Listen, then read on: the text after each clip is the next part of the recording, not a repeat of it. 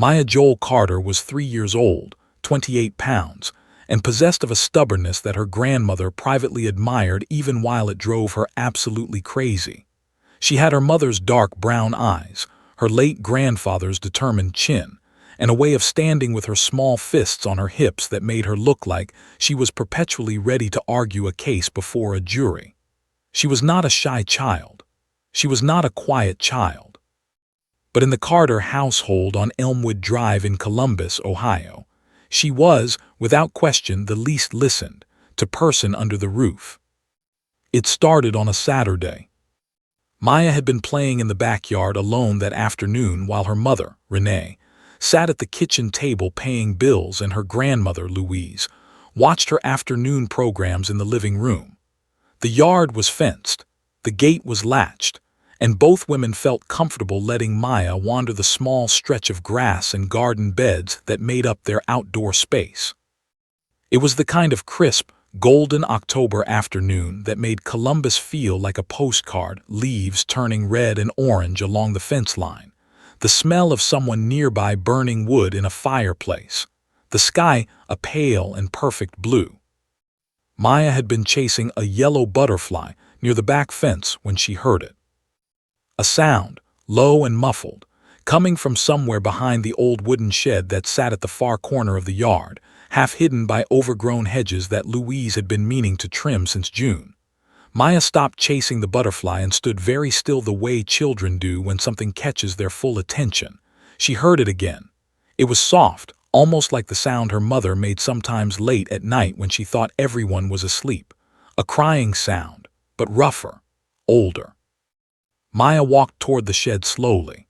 The grass was damp near the back fence, and her sneakers made small wet prints as she went.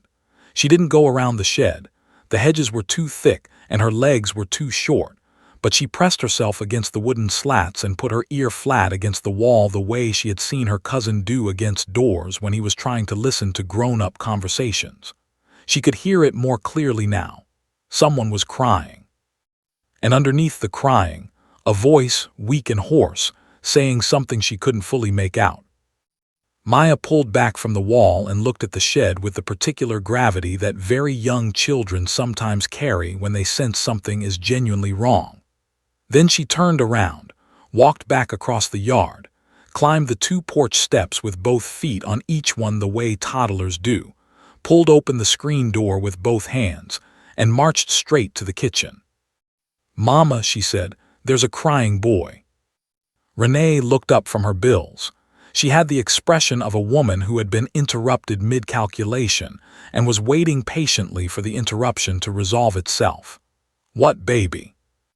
"A crying boy," Maya said again, pointing toward the backyard, near the broken door.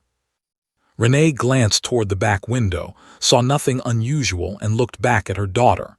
"You probably heard the neighbor's TV, sweetheart. Go play."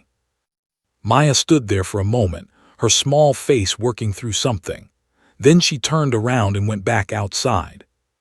She tried again at dinner. She was sitting in her booster seat, pushing green beans around her plate, when she looked up at her mother and grandmother and said very clearly, "The boy was still crying. We should help him." Louise set down her fork. "What boy, Maya?" "The one by the broken door, at the back." Louise and Renee exchanged the kind of look that parents and grandparents share over the tops of children's heads, a look that said, simultaneously, "Isn't she creative, and where does she get these things?" Louise reached over and tucked a loose braid behind Maya's ear. "You have such a big imagination, baby girl," she said warmly. "Eat your beans." Maya ate her beans, but she did not forget.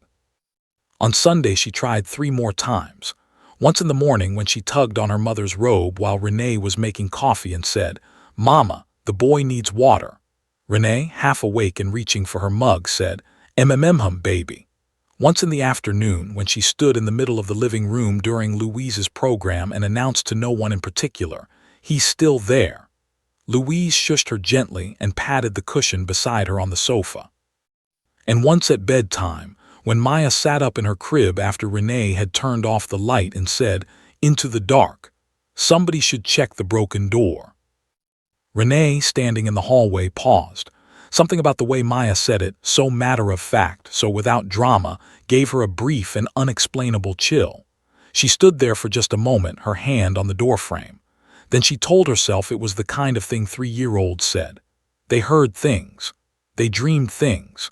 They repeated things from cartoons and turned them into elaborate narratives that felt completely real to them. She went to bed. Monday came and Maya did not stop. She had developed by this point a very specific routine. She would wake up, eat her breakfast, and then within the first hour of the morning she would make her report. She would find whichever adult was nearest, look up at them with those steady brown eyes and say some version of the same thing. The boy is near the broken door. He's crying. He needs help. She said it without panic, without tears, without the kind of performance that might have made the adults take notice. She said it the way a person reports the weather, calmly, repeatedly, faithfully. And every single time, she was smiled at, redirected, or gently told that she had a wonderful imagination. What nobody in the Carter household knew, what they had no way of knowing, was that 16-year-old Marcus Allen had been missing since Friday night. His mother lived 4 streets over. She had filed a report Saturday morning. Officers had canvassed the surrounding blocks, focused largely on the park, the school grounds, and the creek trail where teenagers were known to gather. The shed behind the Carter house, tucked behind hedges on a property that backed up against a narrow alley, had not yet appeared on anyone's radar. Marcus was in that crawl space. He had been there since Friday evening, when he had taken a shortcut through the alley on his way home, stepped onto what he thought was solid ground behind the shed, and fallen through a rotted panel into a shallow hidden space below the structure's floor. He had twisted his ankle badly in the fall and could not climb out. He had called for help until his voice gave out. He had cried until he had nothing left. He was cold, dehydrated, and growing weaker by the hour. And 4 houses away from his family, a 3-year-old girl had known exactly where he was. She had been listening. She had been trying to tell. And for 3 days, not a single grown-up in her world had stopped long enough to hear her. That was about to change, but not because an adult finally decided to take Maya seriously. It would change because of a dog who, unlike every person around her, would look at Maya and understand immediately that she was not telling a story. She was telling the truth. Tuesday morning arrived the way late October mornings do in Columbus, Ohio, gray and cold, and carrying the kind of quiet that settles over a neighborhood like a held breath. The trees along Elmwood Drive had shed most of their leaves by now, leaving bare branches scratching at a pale sky. Porch lights were still on at 7 in the morning. Dogs barked somewhere down the block. A garbage truck groaned its way through the next street over. It was an ordinary morning, in every way that a morning could be ordinary. Except that somewhere on that street, a boy had now been missing for 4 days. Renee Carter was in the kitchen, still in her robe, warming her hands around a mug of coffee and staring at nothing in particular through the window above the sink. She had the radio on low, a habit she kept from her own mother, who believed a quiet house invited worry. Louise was still in her room. Maya was in the living room in her pajamas, sitting on the floor in front of the television with a bowl of dry cereal in her lap, watching a cartoon about a dog who solved mysteries. She had already made her morning report. She had walked into the kitchen at 6:53, looked up at her mother and said, "Mama, the boy needs water today. He sounds different." Renee had kissed her on top of her head and handed her the cereal bowl. She had not gone to the backyard. At 8:17, there was a knock at the front door. Renee set down her mug and cinched her robe tighter. She wasn't expecting anyone. She moved through the living room, stepping around Maya without looking down, and opened the front door to find 2 Columbus Police Department officers standing on her porch. One was a tall man in his 40s with a close-cut beard, Officer James Hollies. The other was a woman, slightly shorter, with sharp eyes and dark hair pulled back severely under her cap, Officer Dana Reyes. Both of them wore the kind of expression that immediately told Renee this was not a routine check. "Good morning, ma'am," Officer Holly said. "Sorry to bother you early. We're going door to door in the neighborhood. We're looking for a missing teenager." He held up a printed photograph. "His name is Marcus Allen, 16 years old. He's been missing since Friday evening. His family lives on Sycamore Court, just a few streets over. Have you seen him at all in the last few days?" Renee took the photograph and studied it. A young man with a wide smile, wearing a basketball jersey, standing in front of what looked like a birthday cake. She felt the particular sadness that comes from looking at a photograph of someone who is missing. The way the happiness frozen in the image becomes almost unbearable to look at. She shook her head slowly.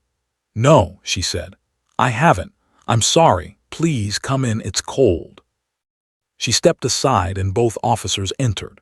Louise appeared from the hallway, drawn by voices, and Renee quickly explained what was happening.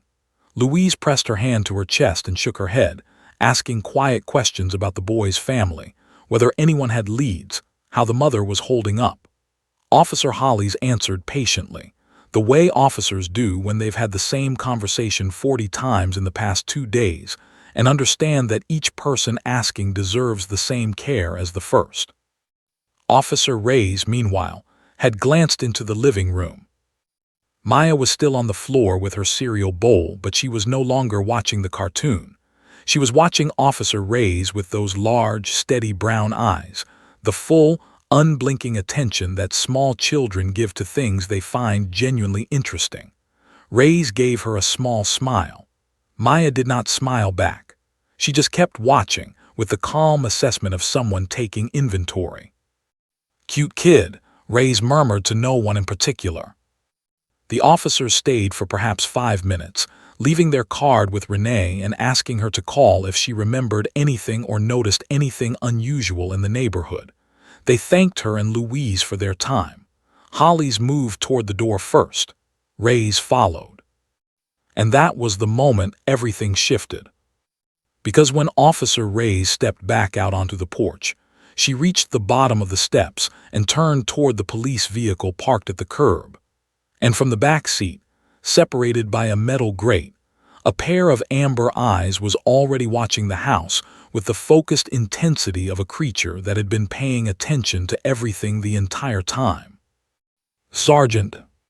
He was a Belgian Malinois, 4 years old, and he had been Officer Reyes' partner for 2.5 years. He had been certified in search and rescue, cadaver detection, and suspect apprehension. He had found a missing 8-year-old girl in a drainage ditch outside Westerville after a 6-hour search. He had located an elderly man with dementia hiding in a barn 13 miles from his home.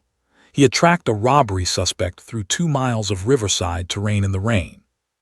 He was, by every professional measure, an exceptional working dog. But he was also, Reyes had learned over 2.5 years, something harder to quantify. He had a sensitivity that went beyond training. He noticed things. He responded to things. He sometimes behaved in ways that Reyes had stopped trying to explain to other officers because the explanations always sounded too close to something mystical, and she was not a mystical person. She was practical and methodical and grounded. But she trusted Sargent in a way that transcended logic, because he had earned that trust in ways that logic alone couldn't account for. She opened the back door of the vehicle to clip his leash before walking the next property on their list. And Sargent did not get out. He was sitting upright in the back seat, facing the Carter house, and he was doing the thing with his ears, both pricked forward to their full height, rotating slightly, the way they did when he had identified something worth investigating. His nostrils were moving rapidly. His body was completely still, the coiled stillness of a dog on the edge of alerting, every muscle system waiting for the signal to act. Reyes followed his gaze back toward the house. Maya was standing on the porch. She had come outside in her pajamas and socks, no shoes, the cereal bowl apparently abandoned inside. She stood at the top of the porch steps and looked at Sargent with the same steady, unblinking attention she had given Officer Reyes moments before. Except now there was something else in her expression. Something that Reyes would later struggle to describe in her report. Recognition, maybe, or relief. the way a person looks when they have been trying to reach someone on the phone for days, and the call finally connects. Maya, Renee appeared in the doorway behind her daughter. "Baby, you don't have shoes on, come inside, it's cold." Maya didn't move. She kept her eyes on Sargent, and Sargent kept his eyes on her. Officer Reyes stood between them at the bottom of the porch steps, looking from the dog to the child and back again, and felt something she rarely felt on the job, the distinct and unexplainable sensation that she had just walked into the middle of something that had already been in progress, something that had been waiting for her to arrive. Hollies came around the front of the vehicle. "You coming? We've got 11 more houses on this block." Reyes didn't answer immediately. She was watching Maya, who had now descended the first porch step, then the second, her socked feet hitting the cold concrete of the front path. Louise was now at the door too, calling after her granddaughter, pulling a sweater around her own shoulders. But Maya walked with the particular determination of a child who has made a decision that no adult warning is going to interrupt. She walked straight to Sargent. And Sargent, a dog trained to remain task-focused in all circumstances, a dog who had never in 2.5 years broken his professional composure in the field without command, sat down on his own, lowered his head slightly, and met her exactly where she was. Reyes felt the breath leave her body in a slow, quiet exhale. Holly stopped walking. Louise had gone silent on the porch. Even the garbage truck, somewhere on the next street over, seemed to pause. In the cold October morning on Elmwood Drive, a 3-year-old girl in pajamas and socked feet stood face to face with a 70-pound police dog, and the world around them went very, very still. Whatever Maya was about to say, Officer Dana Reyes realized in that moment.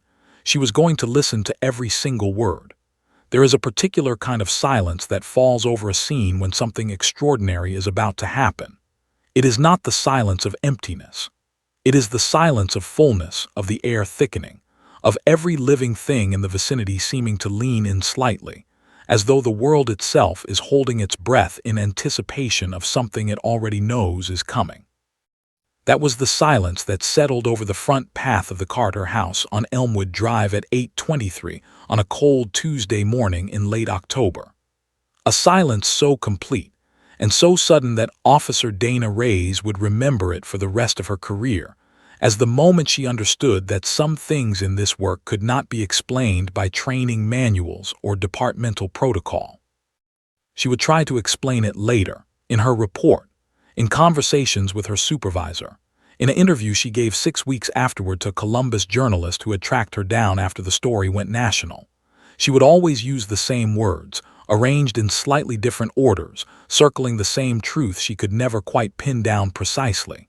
She would say things like, "It was like watching two people recognize each other across a room," or "He just knew, I don't know how else to say it.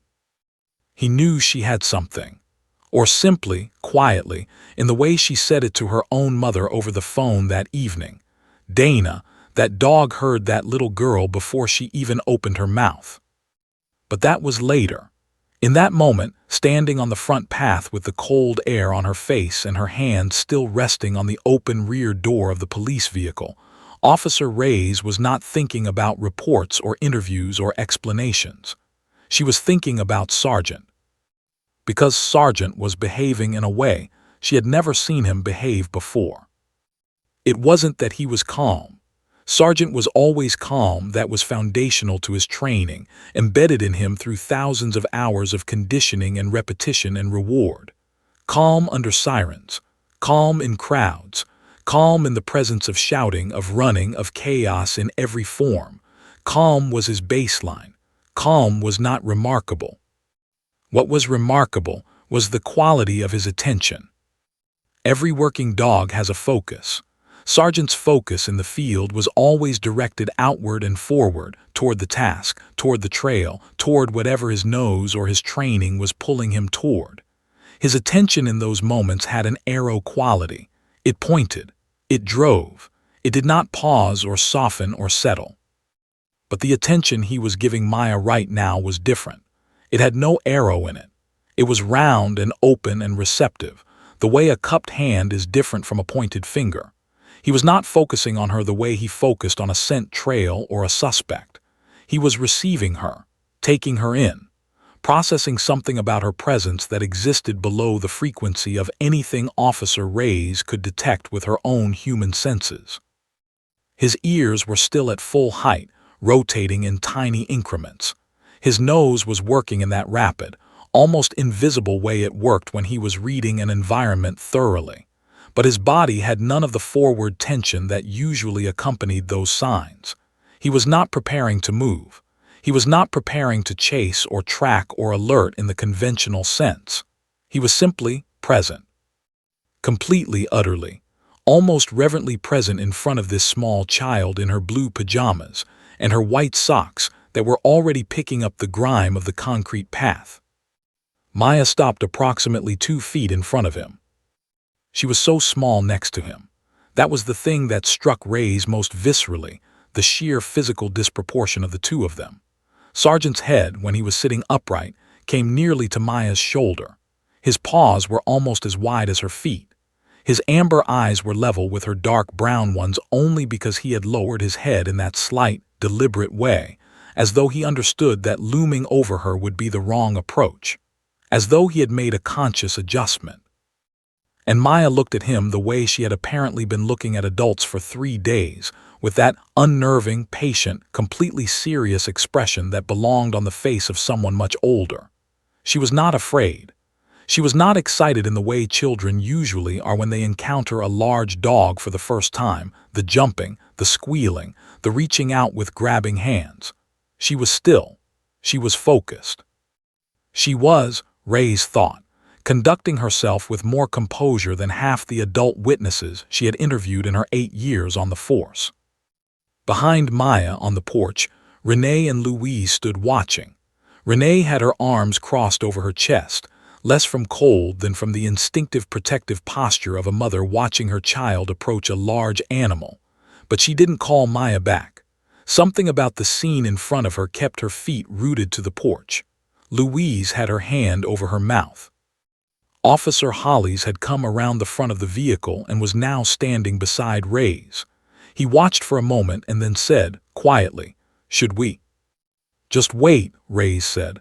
She didn't look at him when she said it. She kept her eyes on Maya and Sargent. Hollis waited. What happened next was not dramatic in any cinematic sense. There was no sudden movement, no sharp sound, no visible signal exchanged. It was subtle to the point of being almost invisible to anyone not paying the closest possible attention. Sargent shifted his weight slightly forward onto his front paws. His tail, which had been still, moved once slow, a single deliberate sweep. And then he made a sound that Reyes had heard him make perhaps twice in 2.5 years of partnership.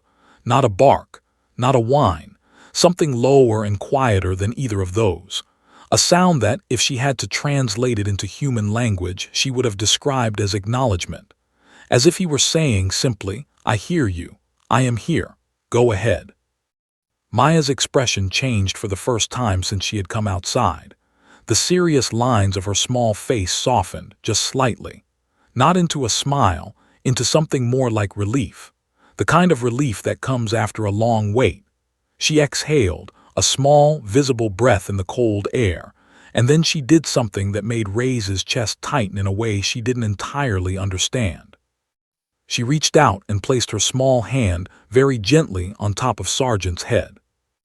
Not grabbing, not patting the way children usually pat dogs, enthusiastic and careless. She placed her hand there the way you might place it on the shoulder of a friend who you needed to be sure was really listening. Firmly. Intentionally, with the full weight of everything she had been carrying for 3 days behind it. Sargent did not move. He did not flinch. He did not shake her off or turn his head or show any of the mild irritation that even the most gentle dogs sometimes show when touched by strangers. He simply absorbed it, accepted it, and then, and this was the part Reyes replayed in her mind more than any other detail in the days and weeks that followed, he leaned in. Just barely. Just enough. the way a person leans toward another person when they want to make sure they catch every word. Hollis let out a long, low breath beside her. "Huh," he said softly. It was not his most articulate moment, but it covered everything. Reyes realized her hand had moved to her radio without her consciously deciding to reach for it. She pulled it back. Not yet. She didn't know what she was waiting for. She just knew she was waiting for something. Behind them, the neighborhood continued its morning. A car started 2 houses down. A crow landed on the fence across the street and immediately left again. The pale sky had brightened slightly, the sun making a weak attempt to push through the cloud cover. Ordinary morning sounds, ordinary morning light, everything ordinary except for this one extraordinary stillness at the center of it all. Renee from the porch said her daughter's name softly, Maya. Maya didn't turn around. She kept her hand on Sargent's head and her eyes on his eyes, and she spoke in a voice that was quiet but absolutely clear, carrying in the cold air with the precision of something said into a silence that was ready to receive it. She said, "He'll help, Mama. This one will listen." An officer, Dana Reyes, 8-year veteran of the Columbus Police Department, trained, professional, practical woman who did not believe in mystical things, felt something move through her that she would spend the next several weeks trying to name and never quite succeed. She looked at Sargent. Sargent was already looking at her.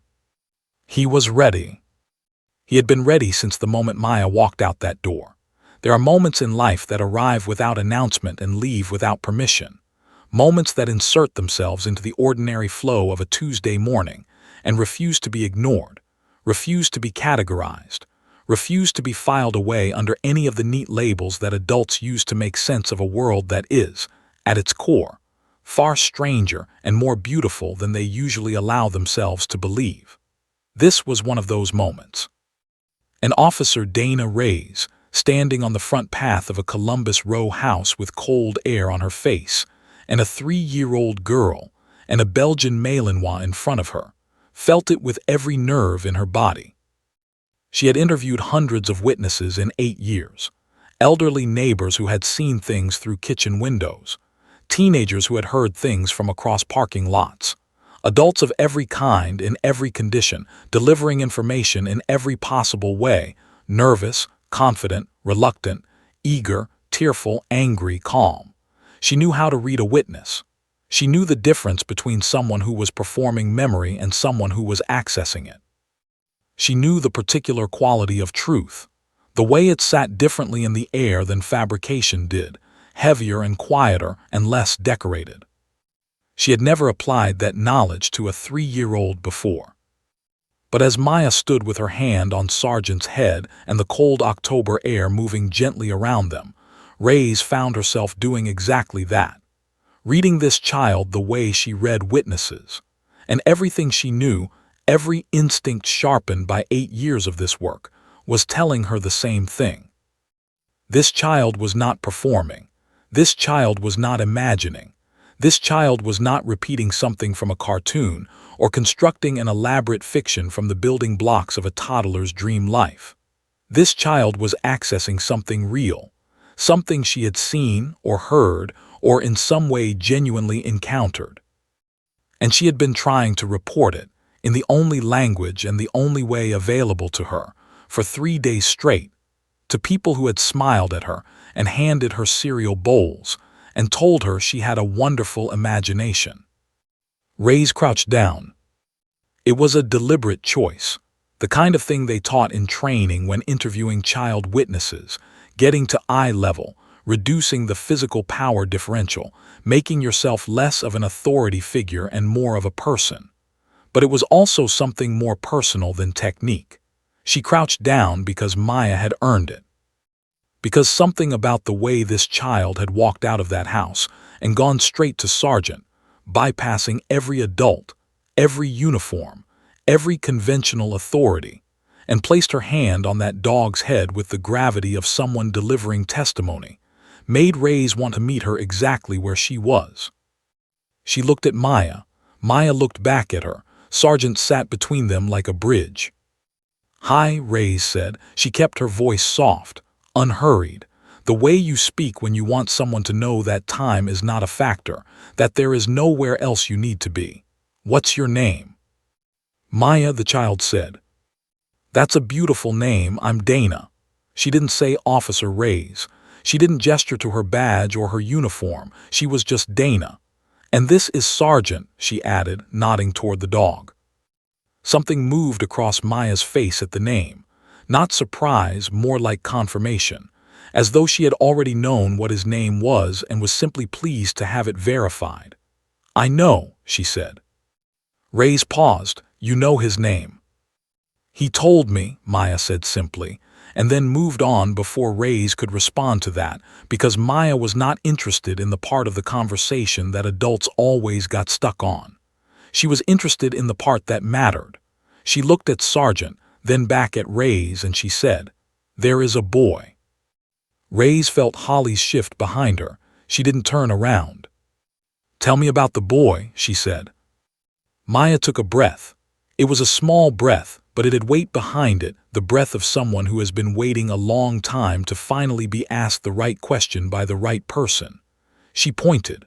Her arm extended past Reyes, past the front of the house, in the direction of the backyard. Her finger was small and certain, and it did not waver. "He's near the broken door," she said. "At the back, behind the green bushes." She paused and then added with the precision of someone who has been observing carefully, "The door goes down, not sideways, down." Reyes felt something move through her. A crawl space. The child was describing a door that opened downward, a hatch. She kept her face neutral with the discipline of long practice, but inside something had shifted sharply and suddenly, the way the ground shifts in the first second of an earthquake before you fully understand what is happening. "How long has the boy been there?" she asked. Maya considered this with the genuine thoughtfulness of a child who does not yet have a reliable relationship with the concept of days and weeks, but is doing her honest best to be accurate. "A long time," she said, "since the butterfly day." Saturday, Reyes thought. The day Marcus Allen was reported missing. Saturday was when Maya had been in the backyard chasing a butterfly. "Has he been crying?" Reyes asked. "Yes," Maya said, "but not as loud now." She looked at Sergeant when she said this, not at Reyes, as though she was reporting to him specifically, as though he was the one who needed to know. "He sounds tired, like when Mama cries late and thinks I'm sleeping, that kind of crying." Reyes heard Renee make a sound on the porch. A small, broken sound. The sound of a mother hearing her child describe something and understanding, for the first time, that her child had not been imagining anything at all. Reyes looked at Sergeant. Sergeant was already on his feet. He had risen without command, which he never did, which was against every protocol of his training, and he was standing with his body oriented in exactly the direction Maya had pointed. His nose was up and working. His ears were at full height. His tail was low and still, the way it went when he was tracking something serious. Everything about his posture said the same thing, there. That direction. Now. Holly's crouched beside Reyes. His voice was low. "Dana, we cleared that shed 2 hours ago." "I know," she said. "There was nothing there." "I know," she said again. "So, missed something," Reyes said quietly. She said it without accusation, without drama, just as a fact. They had searched the shed. They had not found a door that opened downward, hidden behind overgrown bushes, because they had not known to look for it, because no one had told them, because the only person who had known, the only witness to the thing that needed to be found, was a 3-year-old girl in blue pajamas who had been trying to tell someone for 3 days and had been handed cereal bowls instead. She stood up.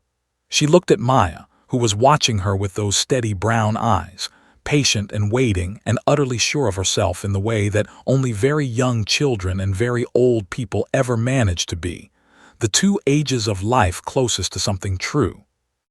"Maya," Reyes said, "I need you to do something for me. I need you to stay here with your mama and your grandma. Can you do that?" Maya looked at Sergeant, then she looked back at Reyes. "He knows where to go," she said. I already told him. I know you did, Reyes said, and she meant it absolutely. You did a really good job telling him. Now it's his turn. Something settled in Maya's face. A releasing, the particular relaxation of a person who has finally, after a long and exhausting effort, passed a weight into hands strong enough to carry it. She took her hand off Sargent's head slowly, the way you lower something fragile. She stepped back. She looked at the dog one more time with those serious eyes, and she said, in barely more than a whisper, words that Officer Reyes would repeat in every retelling of this story for years to come. Go find him, Sergeant. He's been waiting. Sargent turned. He faced the direction of the backyard with every ounce of his considerable focus brought to bear on a single point beyond the fence line. The hair along his spine had risen slightly, not from aggression, but from the full activation of every system he had been built and trained and shaped to use. His body was a precision instrument, and it was reading something in the air that confirmed everything the child had just said. He looked back at Reyes once. A single glance, brief and direct and communicative in a way that made Hollis, who had been skeptical 30 seconds ago, go completely quiet beside her. Reyes unclipped his leash. She gave the command, and Sargent moved. There is something almost impossible to describe about watching a trained search and rescue dog work at full capacity. It is not like watching an animal perform a trick or execute a command in the mechanical, reward-driven way that most people imagine when they think about trained dogs. It is something altogether different, something that sits closer to watching a master musician play, or a surgeon operate, or a poet find the exact right word after a long silence. It is the sight of a living creature operating at the precise intersection of instinct and training, of nature and discipline, of everything it was born to be and everything it was patiently shaped to become. It is, if you are paying close attention, one of the most quietly astonishing things a human being can witness. Officer Dana Reyes had watched Sargent work dozens of times. She had stood at the edge of search perimeters and tracked his progress through drainage ditches and forest undergrowth and abandoned buildings. She had watched him move through rain and wind and darkness with the same unwavering focus, the same absolute commitment to the thing his nose was telling him. She knew his body language the way a musician knows an instrument, intimately, specifically, with the kind of knowledge that lives in the hands and the gut rather than the head. And she had never seen him move like this. He came through the side gate of the Carter property. Reyes had unlatched it and pushed it open, and the moment his paws hit the backyard grass, he dropped his nose and began moving with a speed and certainty that made Hollis, jogging to keep up beside Reyes, say something under his breath that she didn't quite catch. The yard was not large. Perhaps 40 feet from the gate to the back fence, with a narrow garden bed running along the left side and the old wooden shed sitting in the far right corner, half consumed by the overgrown hedge that Louise Carter had been meaning to trim since the spring. The morning light was thin and gray, and the grass was still wet with overnight dew, and Sargent moved through it like something that had been released rather than deployed, like something that had been waiting for exactly this moment and was now finally, completely free to do what it had been made to do. He did not go to the shed door. That was the first thing Reyes noticed. The main door of the shed, a standard wooden door, hinged on the left with a simple latch, was on the facing side of the structure, visible from the back porch. That was what she and Hollis had checked 2 hours earlier. They had opened it, swept it with their flashlights, seen garden tools and old paint cans and a broken lawnmower and the accumulated debris of years of ordinary life, and they had moved on. It had taken perhaps 90 seconds. It had seemed thorough. It had not been thorough, because the door that mattered was not that door. Sargent went left. He went to the side of the shed that faced the back fence, the side pressed up against the hedge, the side that was barely accessible, the side that would require a person to push through 2 feet of dense overgrown brush just to stand beside the wooden wall. He plunged into that brush without hesitation. Branches snapped. Leaves scattered. Reyes pushed in behind him, feeling the hedge pull at her jacket and her cap, feeling the wet branches drag across her face. Holly's was on his radio behind her, calling in their location, requesting backup and medical, his voice low and controlled and carrying the particular urgency of a man who has just shifted from uncertain to convinced. Sergeant stopped. He was pressed against the left side panel of the shed, his nose inches from the ground, and he was alerting in the way Reyes knew better than she knew almost anything, pawing at the base of the wall, looking back at her, pawing again, looking back. The alert that said, "Here. It is here. Right here beneath my feet." Reyes dropped to her knees in the wet dirt beside him. She pressed her hands against the wooden panel and felt it immediately. The panel moved. Not like a fixed wall moves when you push against it with the solidity of something built to stay. It moved like a door moves, with give, with intent. It was a panel approximately 3 feet wide and 2 feet tall, set into the base of the shed's side wall, the seam between it and the surrounding wood obscured by years of weathering and the growth of the hedge pressing against it from outside. There was no visible handle, no hinge you could see from this side. But when Reyes got her fingers into the gap at the top edge of the panel and pulled, it swung outward and downward on a hinge set at the bottom, exactly as Maya had described. A door that went down. Not sideways, down. The smell hit her immediately. It was the smell of an enclosed space that had held a living person for 4 days, sweat and cold, and something underneath both of those things that Reyes recognized from her training and her years on the job and never got used to, no matter how many times she encountered it. The smell of a body beginning to reach its limit. The smell of survival stretched thin.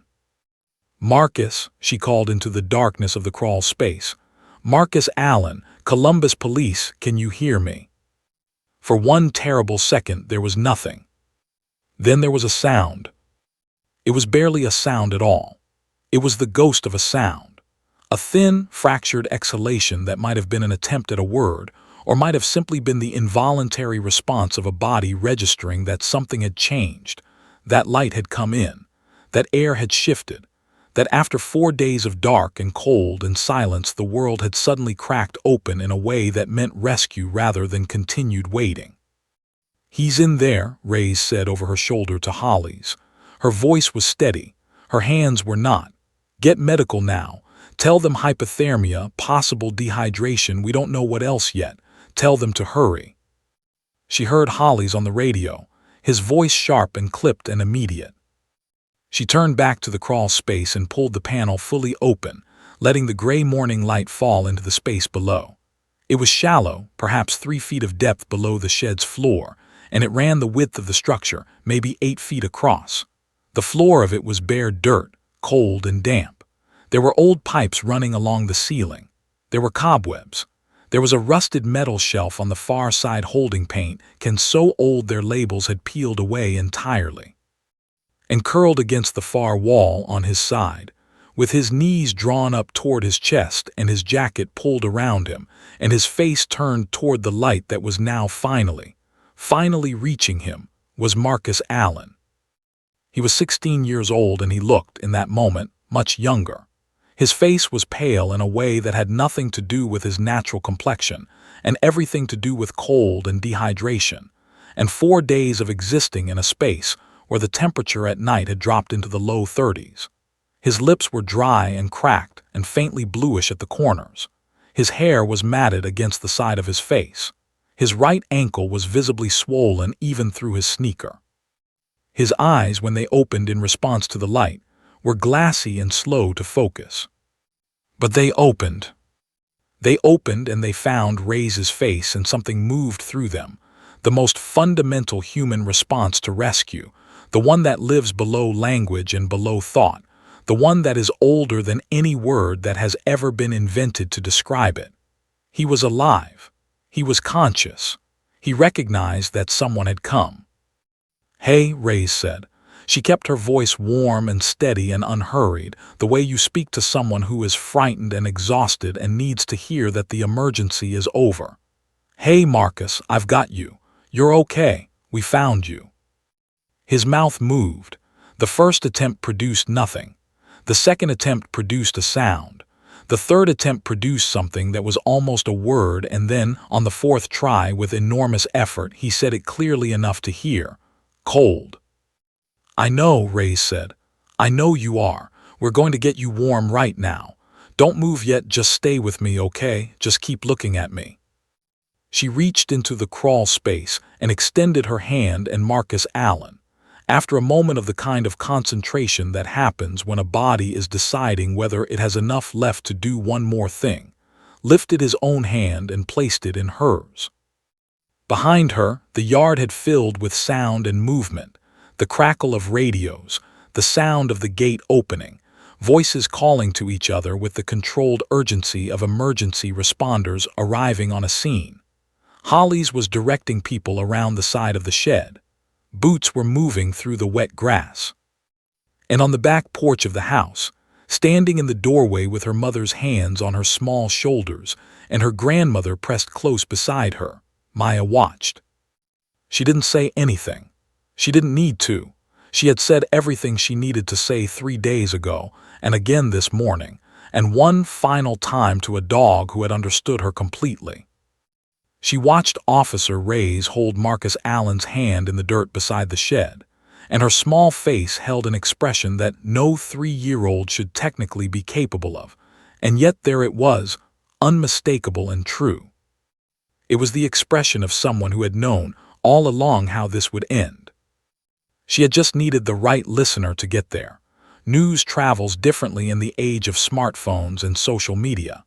It does not unfold the way it once did, slowly, through newspaper columns and evening broadcasts, giving people time to absorb one detail before the next arrived. It arrives now all at once, in a flood, every angle and every reaction and every opinion colliding simultaneously in a single overwhelming wave that breaks over a community before most people have even had their morning coffee. It is faster and louder and more immediate than anything the previous generation experienced. And sometimes, when the story at the center of that wave is the right kind of story, the kind that reaches past the noise and the cynicism and the exhaustion of modern life and touches something genuinely, fundamentally human, it does not just travel, it catches fire. The story of Marcus Allen and Maya Carter caught fire. It started, as these things often do, with something small and local. A post on a Columbus neighborhood Facebook group, written by a woman 3 houses down from the Carters who had watched the ambulance arrive and asked her neighbor what had happened. The neighbor told her. The woman typed it out in a single breathless paragraph, got several key details slightly wrong in the way that early accounts always do, and posted it at 9:47 Tuesday morning. By noon it had been shared 400 times. By 3 in the afternoon, a local Columbus news station had picked it up and dispatched a reporter to Elmwood Drive, where Renee Carter stood on her porch in her robe. She had never gotten around to getting dressed, and gave an interview that she would later say she barely remembered giving because she was still in the particular kind of shock that comes not from a bad thing happening but from understanding, all at once and with full force, how close a bad thing had come. The detail that ignited everything was not that Marcus had been found. Missing teenagers were found with some regularity, and while each rescue was genuinely moving, it did not, on its own, stop a nation in its tracks. What ignited everything was the detail that came after. The detail about Maya, about the 3 days. About the cereal bowl and the smiling and the "you have such a wonderful imagination" baby girl and the 3-year-old who had known exactly where a missing boy was, and had been trying to report it to every adult in her vicinity with the patience and the persistence of someone who had not yet learned to doubt the validity of her own experience. That detail landed differently. That detail hit something. By Tuesday evening, the story had moved beyond Columbus. A journalist in Cleveland picked it up and filed a piece for a regional outlet. By Wednesday morning, it had reached a national wire service. By Wednesday afternoon, it was on the front page of 3 major news websites and had been mentioned on 2 national morning shows. By Thursday, it was international, brief mentions in British tabloids, a longer piece in a Canadian newspaper, a viral thread on social media platforms that had been shared and reshared and translated into languages Maya had never heard and would not encounter for many years. People could not stop talking about it, and the reason they could not stop talking about it was not simply the drama of the rescue, though the drama was real and genuine and affecting. It was something more specific than that. It was the 3 days. It was the image, not a photograph, because no photograph existed of those 3 days, but an image nonetheless, constructed in the mind of every person who read the story, of a small child standing in a kitchen doorway pointing toward a backyard, and saying there is a crying boy near the broken door and being handed a cereal bowl. That image did something to people. It got under their skin in a way that was personal and uncomfortable and illuminating all at once, because the truth that image carried was not a truth about one family on one street in Columbus, Ohio. It was a truth about all of them, about the particular and almost universal way that adults relate to the testimony of very young children, with warmth and patience and genuine love, yes, but also with a dismissiveness so habitual and so automatic that most parents would never even recognize it as dismissiveness at all. It felt like good parenting. It felt like knowing the difference between a child's imagination and reality. It felt like the reasonable, grounded response of a competent adult. And it had nearly cost a boy his life. Comment sections, usually the least redemptive corners of the internet, filled with something unexpected. Not argument, not cynicism, not the performative outrage that typically colonizes any story with a moral dimension. They filled with confession. Parent after parent after parent writing some version of the same thing in their own words, in their own voices, from their own living rooms and kitchens and office break rooms. I do this. I do exactly this. I smile and I nod and I redirect, and I never actually stop to check. A father in Michigan wrote that he had put down his phone that morning for the first time in weeks and sat on the floor with his 4-year-old daughter and asked her to tell him everything she had been trying to tell him. He said it took 45 minutes and he was crying by the end of it, not because anything his daughter told him was dramatic or urgent or connected to any emergency, but because he realized how long it had been since he had simply listened. Completely, without distraction, without the half-attention that passes for engagement in the life of a busy adult. That comment was shared 90,000 times. In Columbus itself, the reaction was more immediate and more personal. The neighborhood around Elmwood Drive and Sycamore Court, the 2 streets that had been, without knowing it, holding this story inside them for 4 days, experienced the particular intensity of a community that has discovered something important about itself in public. People who had never spoken to each other stopped in driveways to talk. Parents stood in school pickup lines and discussed the story with the kind of earnest, searching quality that usually only arrives after something genuinely shaking has occurred. Teachers at the elementary school 3 blocks from the Carter house reported that children were arriving with their own versions of the story already formed, pieces of what they had heard their parents discussing at breakfast, assembled into narratives that were partly accurate and partly the product of childhood interpretation, but all animated by the same central question that the adults around them were asking. Why didn't anyone listen? Marcus Allen's mother, Patricia, gave a single statement from the hospital where her son was recovering. It was short and it was not polished, and it was entirely, devastatingly real. She said that she had spent 4 days in a state of terror that she did not have words for. She said that she had walked past the Carter house twice during the search without knowing her son was 60 feet away behind a shed. She said that when she was told the full story, about Maya, about the 3 days, about the dog, she had sat in the hospital corridor and laughed and cried at the same time for several minutes in a way that felt slightly unhinged, but was actually, she thought, the most honest response available to her. And then she said something that became the most quoted line of the entire story, the The line that was pulled out and shared independently of everything else. The line that appeared on its own in posts and articles and morning show segments for weeks afterward. She said, "A baby girl knew where my son was. A baby girl and a dog, and they were the only ones who got it right." Renee Carter did not seek the attention that came to her door. She was not a woman who had ever wanted to be in the news or on television, or at the center of anything larger than her own small and carefully managed life. She was a single mother working 2 jobs and raising a daughter in a house that also held her own aging mother, and the logistics of that life left very little room for anything as abstract as public attention. But the attention came anyway, the way it always does when a story decides it has found its vessel, and Renee faced it with a dignity that impressed everyone who encountered her. She did every interview with the same expression, a combination of pride and grief, and something that looked very much like a woman in the continuous process of forgiving herself for something. She talked about Maya's persistence. She talked about the Saturday butterfly afternoon and not knowing.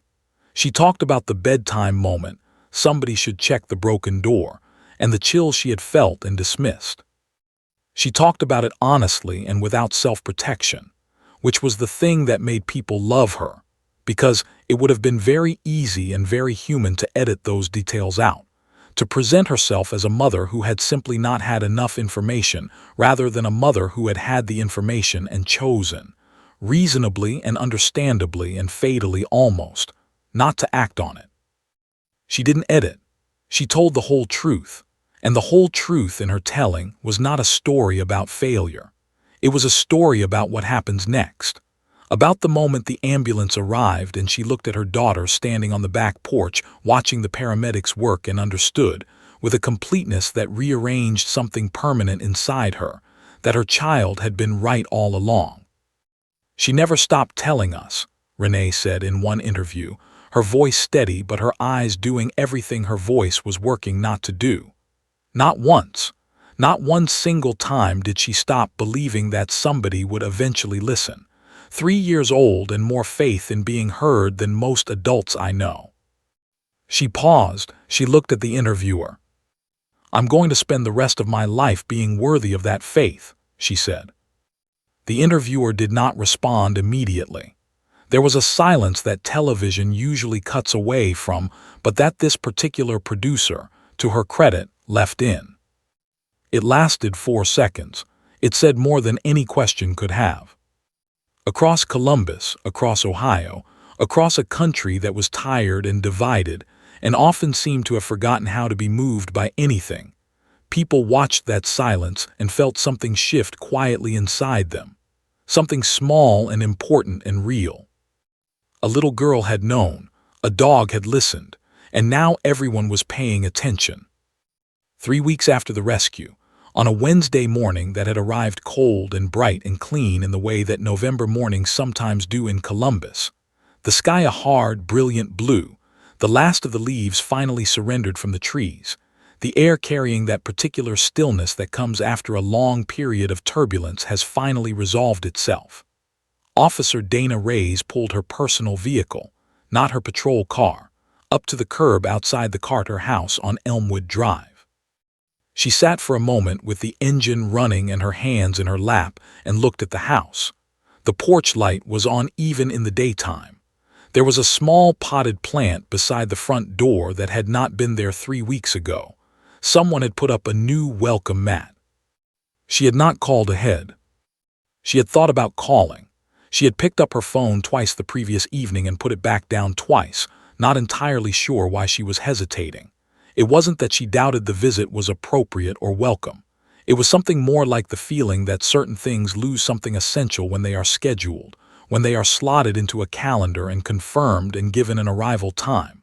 Some things need to happen the way the original thing had happened, spontaneously, led by instinct rather than plan. So she had simply come. From the back seat, separated by the metal grate, Sargent watched the house with the calm, comprehensive attention he brought to everything. He had been on duty earlier that morning, a routine patrol, nothing remarkable, and was technically off the clock now, which in practical terms meant nothing to him because Sargent did not have an off-the-clock setting.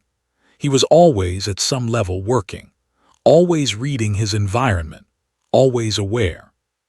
But there was a quality to his awareness this morning that Reyes had noticed on the drive over, a particular attentiveness directed at the road ahead of them, as though some navigational sense in him had understood where they were going before she had fully committed to going there.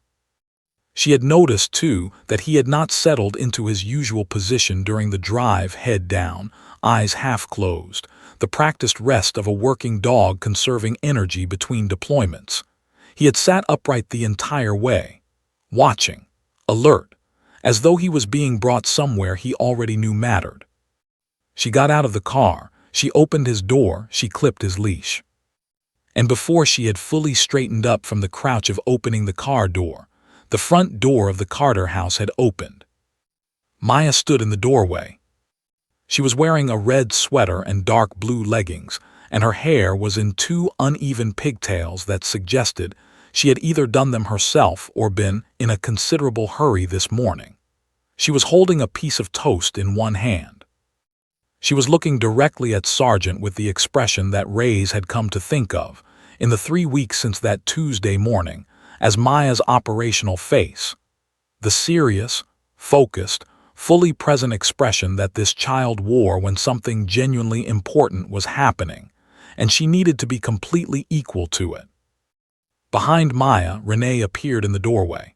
She saw Reyes, and her face did the thing it had been doing every time she encountered anyone connected to that Tuesday morning, a rapid sequence of emotions, each one real and each one distinct, moving across her features like weather.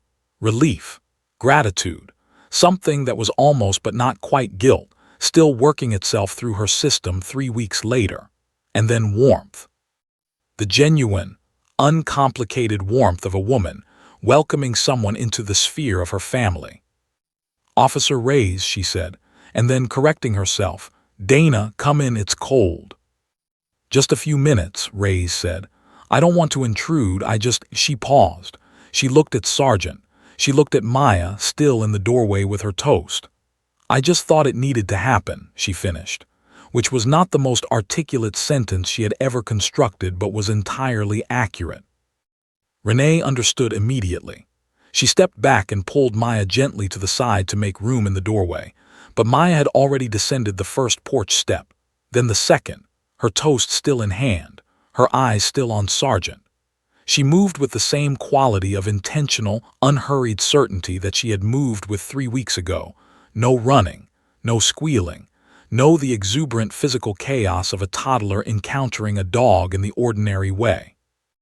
Just that steady, purposeful walk toward something she was already sure about. Sargent pulled on the leash, once sharply, which he never did. Leash manners were foundational to his training, and he maintained them with a consistency that was almost mechanical. But he pulled toward Maya with a single, insistent forward surge that Reyes felt all the way up her arm, and she made the decision instantly and without deliberation. She unclipped the leash. Sargent crossed the distance between them in 4 strides. He didn't jump.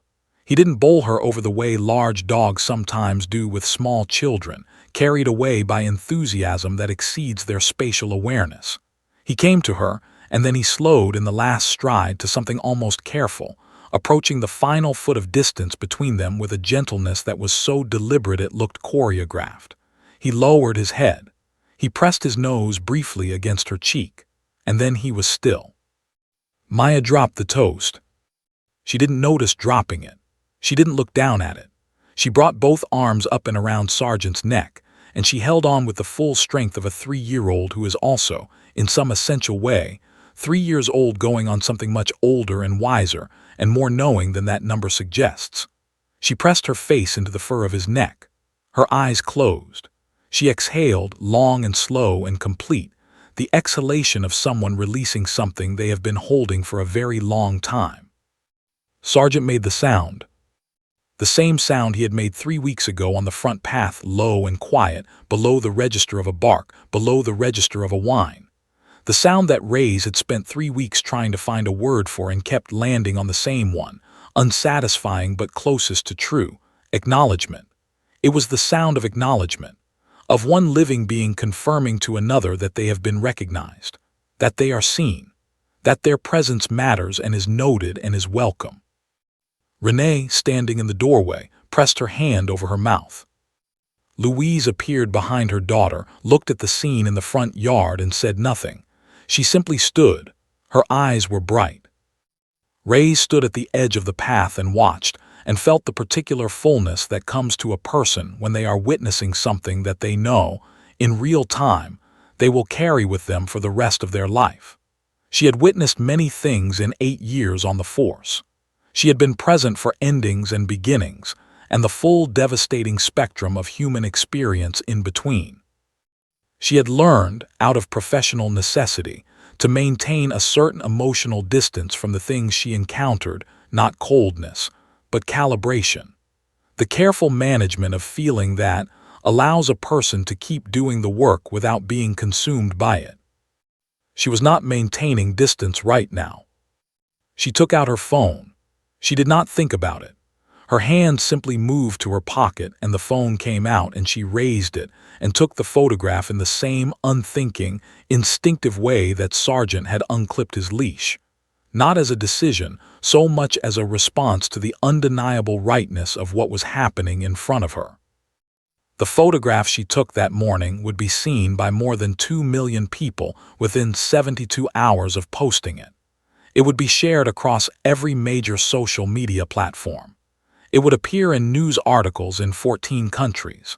It would be printed and pinned to bulletin boards in schools and police precincts and pediatric hospital waiting rooms. A greeting card company would contact Reyes 3 months later about licensing it, and she would politely decline because some things exist in a category that exists above commerce, and this photograph was one of them. But none of that was visible, yet in the moment she took it. In the moment she took it, she was simply a woman with a phone standing in a cold November yard, trying to hold still enough to not blur the image of a small girl with her face buried in the neck of a large dog, both of them completely motionless, completely present, completely at peace in each other's company in a way that bypassed every question of species or size, or the conventional understanding of what connection between a human and an animal is supposed to look like. Child development experts would weigh in the weeks that followed, with explanations that were intelligent and well-researched, and not wrong. They talked about the intuitive bond that exists between young children and animals, the way children below a certain age of socialization approach animals without the learned hesitancy and projected expectation that adults bring, meeting them instead with a directness and an openness that animals, and particularly highly sensitive working animals, respond to with unusual depth. They talked about the neurological overlap between the way very young children process emotional information and the way dogs process it, both operating largely below the level of language, in the register of feeling and atmosphere, and the subtle physical signals that adults learn to suppress and children and animals never do. It was all true, it was all relevant, it was all in its way useful. Louise Carter had a simpler explanation, delivered in her living room to a journalist who had come to interview the family 6 weeks after the rescue. She was sitting in her good chair by the window, her hands folded in her lap, Maya playing on the floor between them with a set of plastic animals that she was arranging and rearranging with the focused creativity of a child deep in a private narrative. The journalist had asked Louise what she thought the connection between Maya and Sargent meant, what it said about children, about animals, about communication. Louise was quiet for a moment. She watched her granddaughter on the floor. Maya picked up a small plastic dog from among the animals and walked it across the carpet toward a small plastic figure of a person and set them next to each other with deliberate care. "That dog heard her," Louise said finally. Her voice was unhurried, certain, the voice of a woman who has lived long enough to know the difference between an explanation and a truth. Every adult in this house, including me, we heard sounds. We heard a child making noise the way children make noise. We filtered it, we categorized it. We put it in the box that says imagination and closed the lid. She paused. That dog didn't have a box like that. He just heard her, all of her. Everything she was saying and everything she was feeling and everything she knew that she didn't even have words for yet. He heard all of it. She looked at the journalist. "And that's all she ever wanted," she said quietly. "From any of us to be heard like that, completely, without the box." The journalist wrote it down. Then she stopped writing and just sat with it for a moment, the way you do when something lands with a weight that makes the act of recording it feel briefly beside the point. On the floor between them, Maya walked her plastic dog and her plastic person across the carpet side by side, murmuring a story to herself in the low, private voice of a child, whose imagination is fully alive and fully her own. The dog and the person went everywhere together. That was how the story went, in Maya's version. They always found what they were looking for. There is a particular kind of healing that does not announce itself. It does not arrive with ceremony or fanfare or the dramatic resolution that stories are supposed to have. The triumphant music, the tearful embrace, the clean and satisfying click of an ending that ties everything together and leaves nothing loose. It arrives quietly, incrementally, in the small and ordinary moments that accumulate over days and weeks and months, until one morning, a person wakes up and realizes, without being able to identify the exact moment it happened, that something inside them has been rearranged, that the world looks slightly different than it did before, that they are carrying something new, not instead of the weight they carried before, but alongside it, and that the new thing is making the old weight bearable in a way it wasn't previously. That was the kind of healing that came to Columbus in the weeks and months after Marcus Allen was pulled from that crawl space on Elmwood Drive. It was not the healing of forgetting. Nobody forgot. Marcus didn't forget, he couldn't, and didn't try to, because forgetting would have meant losing something important about what had happened to him, and what had happened to him, as terrible as it had been, had also given him something. He would speak about this later, much later, with the careful honesty of someone who has had time to actually understand their own experience rather than simply react to it. He would say that 4 days in the dark had taught him things about himself that he could not have learned any other way, about what he was made of, about how much a person can endure, about the specific and indescribable feeling of hearing a voice call your name after you have begun to doubt that anyone will ever call it again. He would also say, and this was the part that always made audiences go still when he said it, whether in a school assembly or a community meeting or the small, quiet conversations he had one-on-one with people who sought him out after his story became known, that the detail that stayed with him most was not the cold, or the darkness, or the fear, or even the moment the panel swung open and the light came in.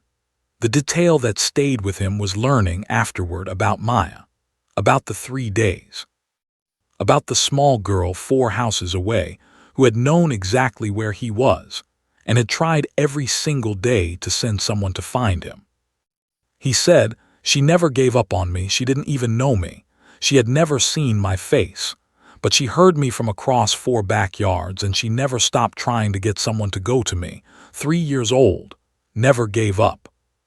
He said it left him with a responsibility he hadn't asked for and didn't know how to measure but felt with absolute clarity.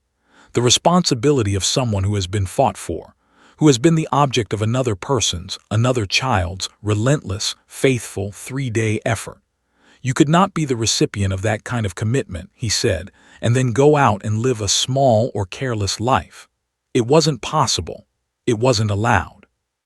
He was 17 by the time he started saying these things publicly, and people were surprised by the maturity of it, by the way he spoke about his own experience with such careful, considered honesty. But those who knew Marcus, who had known him before that October Friday night and watched him come back from it, were not surprised.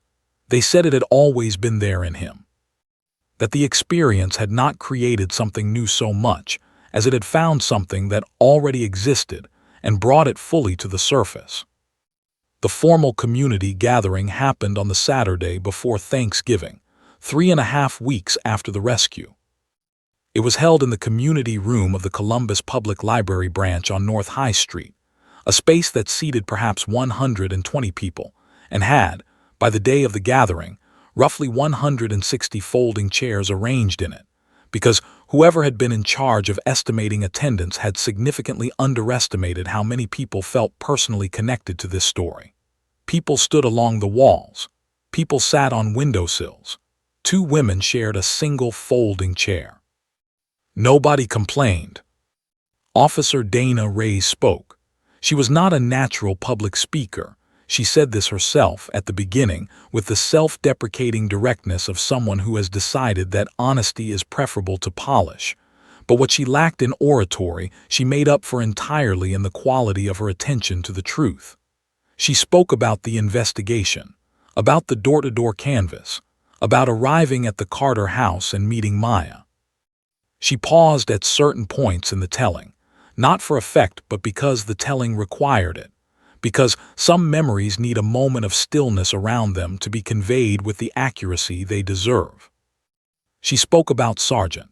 She said that in 2.5 years of partnership, she had learned to trust her dog in ways that regularly exceeded what her training had prepared her to trust, and that the morning of the rescue had pushed that trust further than it had ever been pushed before.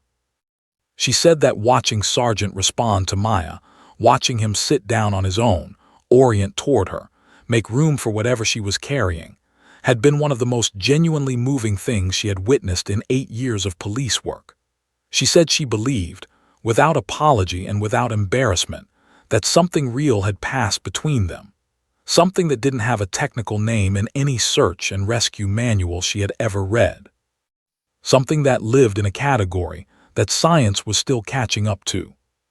She said she had learned something fundamental from a 3-year-old and a dog on a cold Tuesday morning, and that the lesson was this: listening is not passive.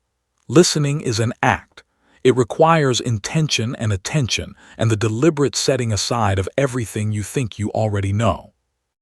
It requires you to make yourself genuinely available to what another person is trying to tell you, not the version of it that fits your existing categories and expectations, but the actual thing they are actually saying. And it requires, above all else, the humility to understand that truth does not arrange itself according to the age or the size or the social standing of the person delivering it. She received a standing ovation that lasted longer than she was comfortable with, and she stood at the podium with her hands clasped in front of her, and waited it out with the patient dignity of someone who knows that the applause is not really for her, that she is simply the most convenient object for a room full of people to direct their gratitude toward, and that the real recipients of that gratitude are a child and a dog who are not present. Sargent was not present because working dogs do not attend community gatherings. He was at home, in the apartment he shared with Reyes, on his bed, engaged in the activity he pursued with the same focused commitment he brought to everything else in his life: sleeping. Maya was present. She sat in the front row between her mother and her grandmother, wearing a white dress that Louise had pressed that morning, and a pair of shiny shoes that she had already communicated her strong objection to, unsuccessfully. She had a small purse on her lap that contained, as far as Renee could determine, a plastic horse, half a granola bar, and a piece of ribbon she had found somewhere. She listened to the speakers with the selective attention of a 3-year-old, fully engaged for portions, thoroughly distracted by her purse contents for other portions, leaning against her grandmother's arm during the longer stretches. When Marcus Allen stood up to speak, she became still. She did not know him, not exactly. She had not seen him during the rescue. She had been on the back porch, held close by her mother, watching from a distance as the paramedics worked. She had seen photographs since, in the weeks of news coverage that had swirled around their connected story, and Renee had explained to her, carefully and in the simplified language of early childhood, that Marcus was the boy from the shed, that he was better now, that he was safe. Maya had received this information with the characteristic gravity she brought to everything important and had said, simply, "Good. I told them where he was." She had indeed. Marcus stood at the podium and took a breath and looked out at the room. He was tall for 17. He had grown 2 inches since the previous year, a fact that seemed almost comically irrelevant in the context of everything else that had happened, but that his mother mentioned to everyone she spoke to, because it was the kind of ordinary detail a mother holds onto when the extraordinary details become too large to carry comfortably. He looked out at the room, and his eyes moved across the faces until they found the front row. He found Maya. She was looking back at him with those steady brown eyes, the plastic horse from her purse now in her hand, her shiny shoes swinging several inches above the floor. She looked at him with the direct, unjudging attention of a child who has not yet learned to make a face into a mask, who has not yet learned to manage her own expression for the comfort of others. She just looked at him, openly, completely. Marcus was quiet for a moment that the room held with him. Then he stepped away from the podium and walked down from the small raised platform and crossed the floor to the front row and crouched down to Maya's eye level, the way Officer Reyes had crouched down on the front path 3 weeks ago, the way that people who genuinely want to reach someone smaller than themselves instinctively know to do. He looked at her. She looked at him. He said very quietly, "Thank you, Maya." The room was completely silent. 160 people in a space built for 120, and not one of them made a sound. Maya considered him for a moment with that characteristic careful attention. Then she did something that made the silence shatter gently into laughter and tears in equal, simultaneous measure. The kind of response that a room produces when something is both funny and devastating in exactly the right proportions. She reached out and patted the back of his hand. Twice. The firm, reassuring pat of someone much older than 3, the pat of a grandmother or a wise friend, the pat that says there, "It's all right now, everything is as it should be." Then she held out the plastic horse. She offered it to him with the complete sincerity of a child who is giving the best thing she currently has available, which is the purest and most uncomplicated form of generosity that exists in the human world. Marcus took it. He held it in his large hand and looked at it, and then looked at her, and his face did everything that faces do when a person is feeling something too large and too complex to be expressed through any single emotion. When joy and grief and gratitude and relief and wonder all arrive at the same moment, and the face simply has to try to hold all of them at once without choosing between them. "I'll keep it forever," he said. Maya nodded, satisfied. She reached back into her purse for the granola bar. The room came back to itself slowly, in the way rooms do after something has happened in them that briefly made everyone forget they were in a room. People laughed softly. People wiped their eyes without embarrassment. Louise Carter sat with her hand pressed to her heart. Renee had stopped trying to keep her own face composed several minutes ago and had simply surrendered to it, which was the right decision.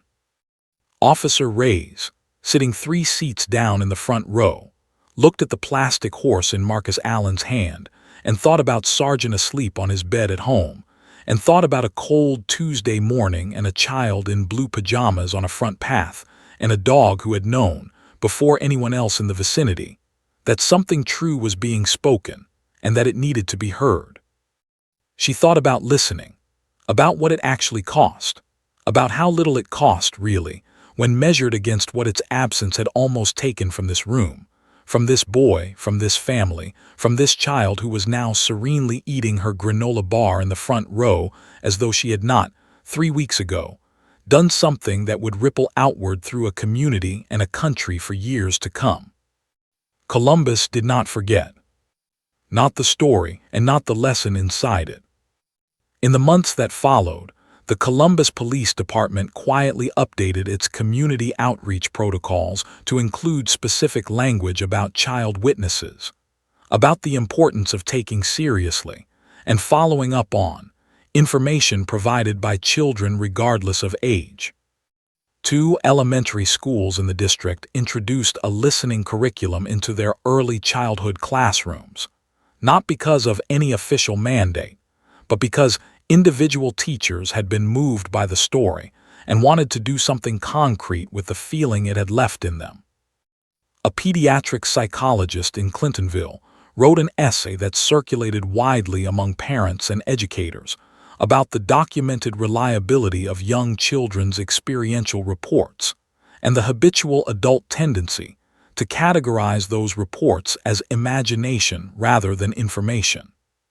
Small things, incremental things, the kind of things that don't make headlines and don't trend on social media and don't produce photographs that get shared 2 million times, but the kind of things that change how a community listens.